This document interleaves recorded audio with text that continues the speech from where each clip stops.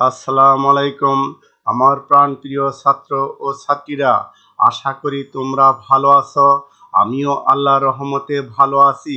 আজ আমি তোমাদের শিক্ষা দিব কিভাবে ডু নট ডাজ নট ব্যবহার করে নেগেটিভ সেন্টেন্স গঠন করতে হয়। অর্থাৎ যদি থার্ড পারসন সিঙ্গুলার নাম্বার হয় তখন ডাজ নট ব্যবহার করে নেগেটিভ সেন্টেন্স গঠন করতে হবে।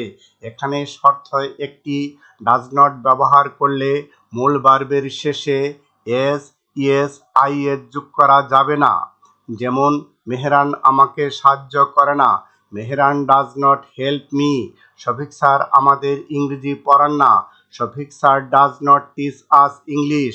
মেয়েটি বাগান থেকে ফুল তুলে না, the girl does not pluck flower from the garden. সে ইহা চেষ্টা করে না, he does not try it. তিনি আমাদের ভয় দেখান না, হি ডাজ নট টেরিফাই আস। এভাবে। এবং অন্য পার্সনের বেলায় যেমন ফার্স্ট পার্সন, সেকেন্ড পার্সন ও থার্ড পার্সন প্লুরাল নাম্বারের বেলায় ডু নট ব্যবহার করে নেগেটিভ সেন্টেন্স তোমরা গঠন করবে।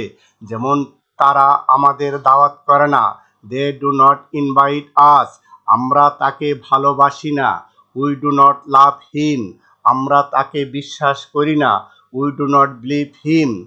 তারা এখানে থাকে না, they do not live here. তুমি আমাকে চিনো না, you do not know me. মেয়েগুলো বাগান থেকে ফুল তুলে না, the girls do not pluck from the garden. ছেলেগুলো মাঠে ক্রিকেট খেলে না, the boys do not play cricket in the field. এইভাবে তোমরা বাংলা সেন্টেন্স সাজিয়ে ইংরেজি সেন্টেন্স করবে নেগেটিভে। এবং আমি তোমাদের সুবিধার্থে কতগুলো বাংলা সেন্টেন্স দিয়ে গেলাম, তোমরা এগুলো লিখে আমাকে দেখাবে।